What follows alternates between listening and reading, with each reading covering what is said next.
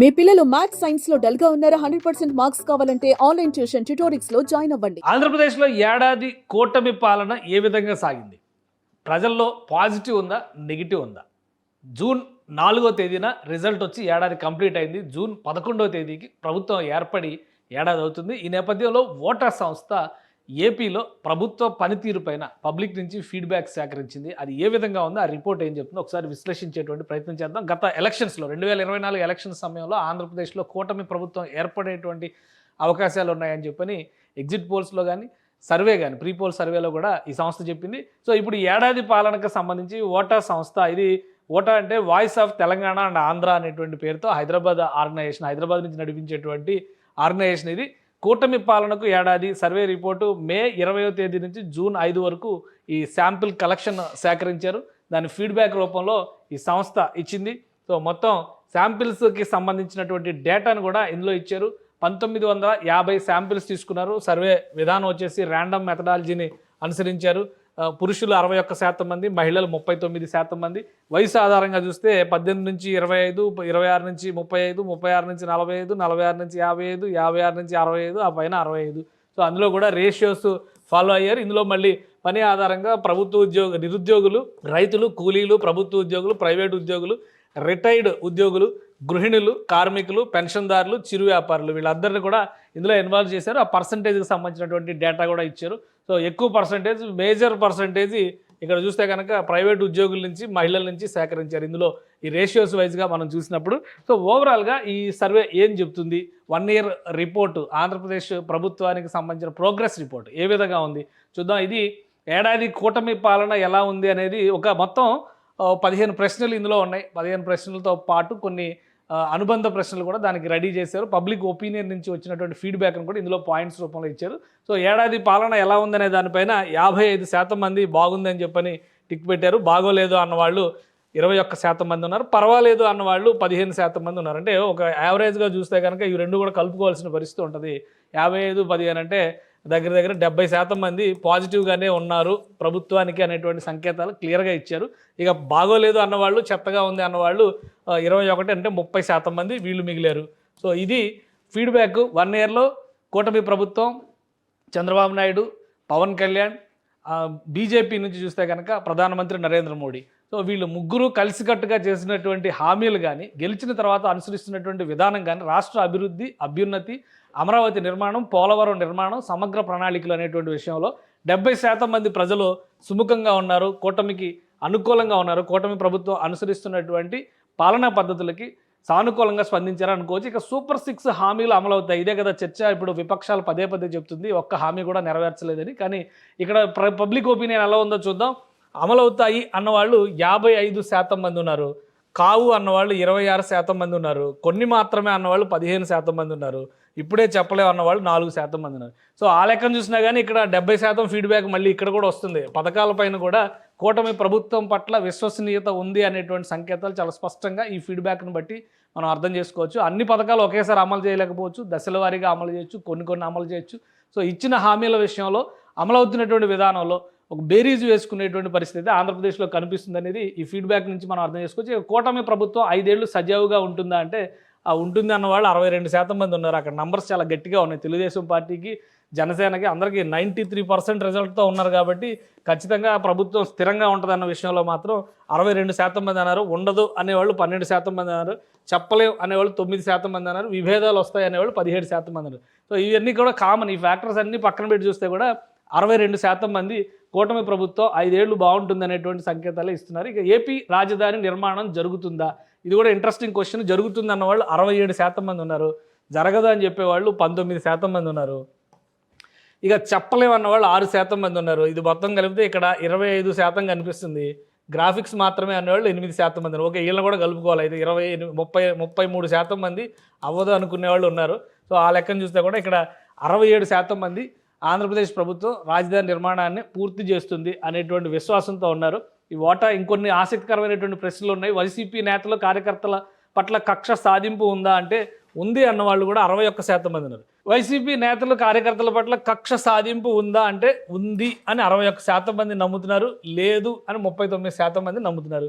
So ప్రభుత్వం ఇప్పటికే కొన్ని నిర్ణయాలు తీసుకునేటువంటి క్రమంలో చాలా జాప్యం వహిస్తుంది. ముఖ్యంగా విపక్షం చేసేటువంటి కొన్ని విషయాల్లో తప్పుడు ప్రచారం కావచ్చు, అవాంఛిత వ్యాఖ్యలు కావచ్చు, తొందరపాటుతో చేసేటువంటి దురుసు ప్రవర్తనలు కావచ్చు, వీటిని నివారించడంలో కూటమి ప్రభుత్వం పైన సొంత పార్టీ కార్యకర్తల నాయకులే విమర్శలు చేస్తున్నారు. కానీ ప్రజల్లో వచ్చినటువంటి ఫీడ్బ్యాక్ ప్రకారం మాత్రం 61% మంది వేధింపులకు గురి చేస్తున్నారు విపక్ష నేతల్ని అనేటువంటి అభిప్రాయాలు ఉన్నారంటే కొంచెం ప్రభుత్వం ఇది ఆలోచించాల్సినటువంటి అంశంగానే చూడాలి. ఇక ఆరోది కూటమి వల్ల ఏపీ భవిష్యత్ ముఖ చిత్రం మారుతుందా అంటే అవును అన్నవాళ్ళు 23% మంది, కొంత మేరకు అన్నవాళ్ళు 45% మంది, కాదు అన్నవాళ్ళు 22% మంది ఉన్నారు, చెప్పలేం అన్నవాళ్ళు 10% మంది ఉన్నారు.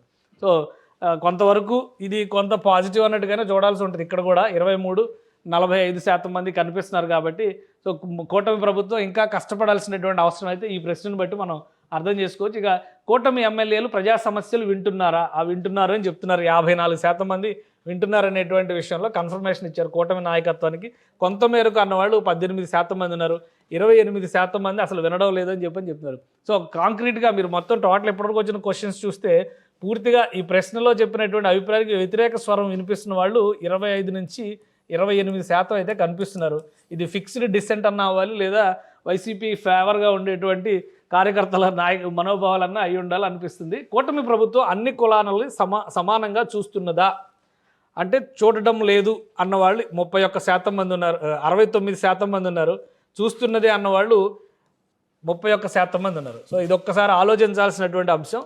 69% మంది అన్ని కులాలని సమానంగా చూడడం లేదు అని భావిస్తున్నారు. సో ఇది చాలా ముఖ్యమైనటువంటి అంశం. 31% మంది మాత్రమే చూస్తోంది అని నమ్ముతున్నారు. సో కూటమి నాయకత్వం ఈ ప్రశ్నకి సమాధానాన్ని సరిచేసుకునేటువంటి ప్రయత్నం చేయాల్సి ఉంటుంది. అన్ని వర్గాలని, అన్ని కులాలని, అన్ని మతాలని కలుపుకుని వెళ్తేనే రాజకీయ భవిష్యత్తు ఎవరికైనా కానీ, రాష్ట్రానికైనా కానీ, పాలకులకైనా, ప్రభుత్వాలకైనా కానీ. సో ఇది ఆలోచించాల్సినటువంటి ప్రశ్న. దీనికి ఆసక్తికరమైనటువంటి సమాధానం వచ్చి ఇక జగన్ అసెంబ్లీకి రావాలా వద్దా? ఇది ఇంకా ఇంట్రెస్టింగ్ క్వశ్చన్. ఇది జగన్ అసెంబ్లీకి రావాలని 80% మంది ప్రజలు కోరుకుంటారు. జగన్ అవసరం లేదని 20% మంది అంటారు. ఇక 20%లో మాత్రం హార్డ్ కోర్ వైసీపీ ఉందని అనిపిస్తుంది ఇక్కడ చూస్తే డేటా. సో 80% మంది జగన్మోహన్ రెడ్డి గారు అసెంబ్లీకి రావాలి, ప్రజా సమస్యల మీద మాట్లాడాలి అని కోరుకుంటున్నారు.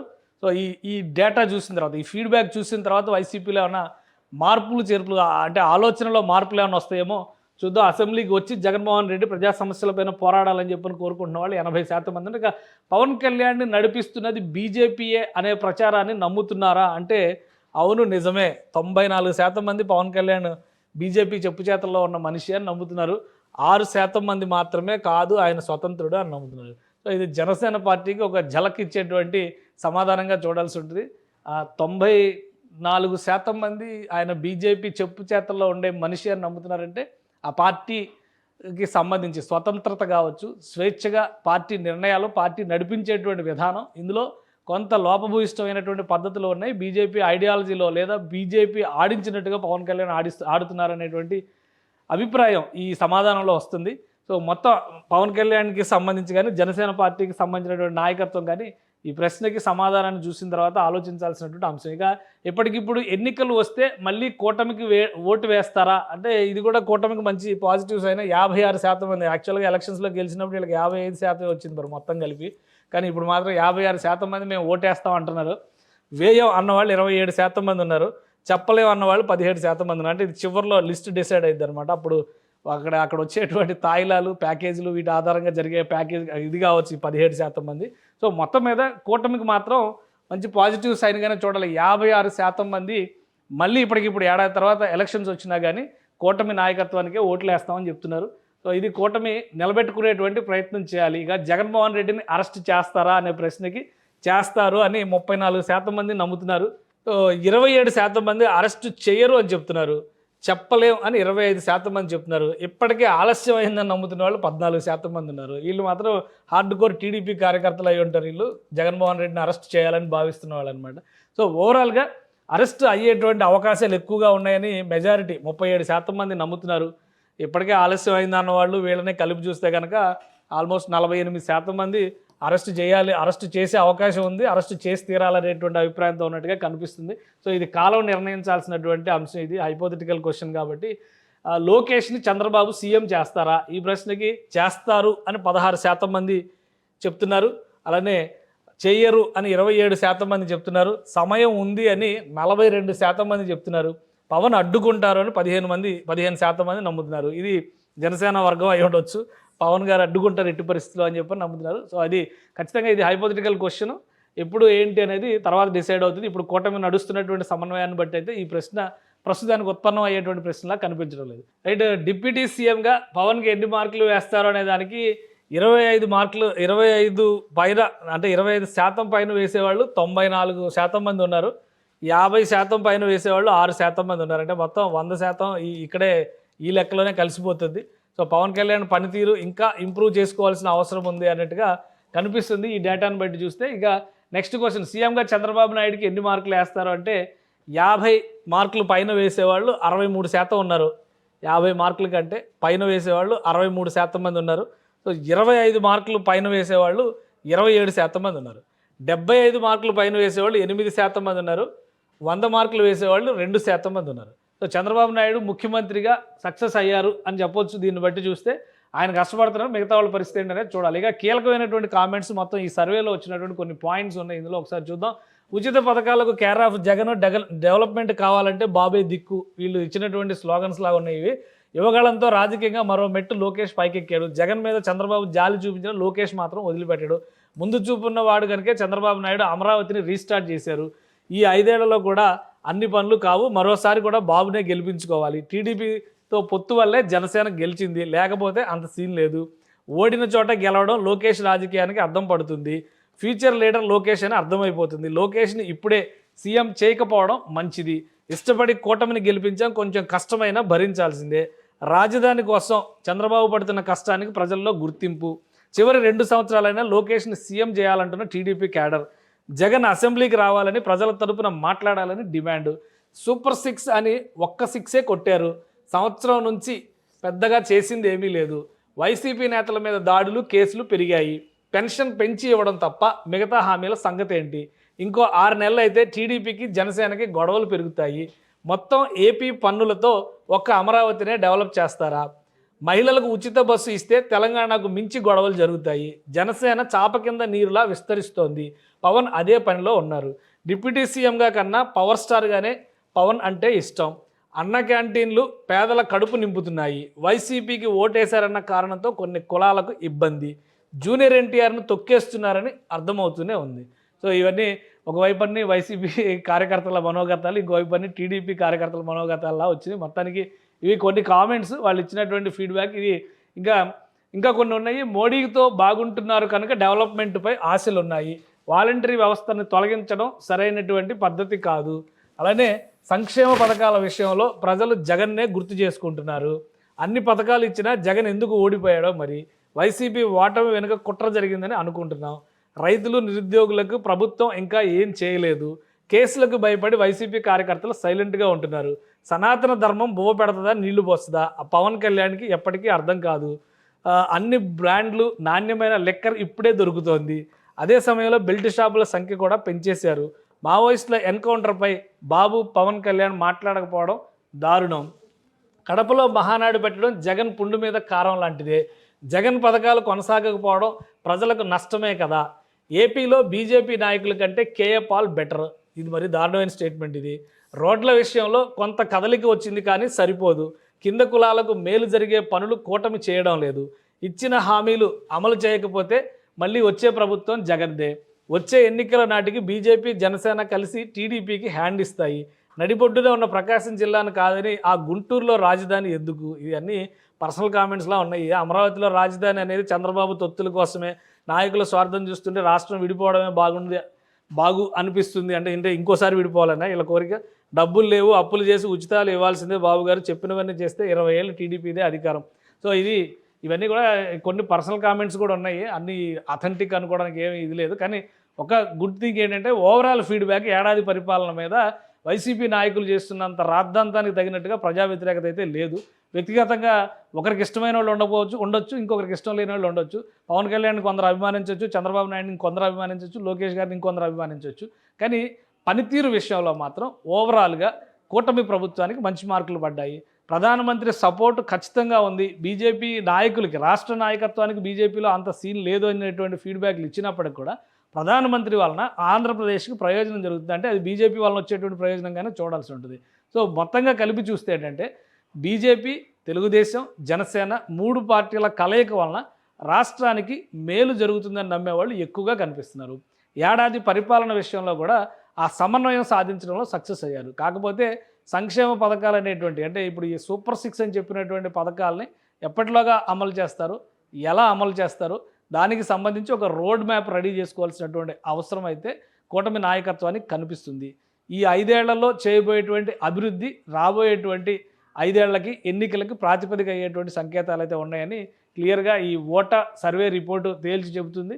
సో కూటమి నాయకత్వం ఆలోచించుకోవాల్సినటువంటి అంశం ప్రస్తుతానికి ప్రజలైతే అనుకూలంగా ఉన్నారు, కష్టపడుతున్నారు, డెవలప్ చేసేటువంటి ప్రయత్నాలు జరుగుతున్నాయని ముఖ్యమంత్రి చంద్రబాబు నాయుడు పైన అయితే ఆశలు పెట్టుకున్నారనే సంకేతాలు చాలా స్పష్టంగా కనిపిస్తున్నాయి.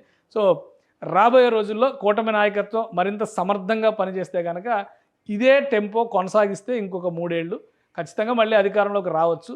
లేదు మళ్ళీ సంక్షేమాన్ని గాలికి వదిలేశారు, అభివృద్ధి పేరుతో అమరావతిని పట్టుకున్నారనేటువంటి విమర్శలు కనుక ఎదురైతే ఇబ్బందికరమైన పరిస్థితులు ఖచ్చితంగా వస్తాయి.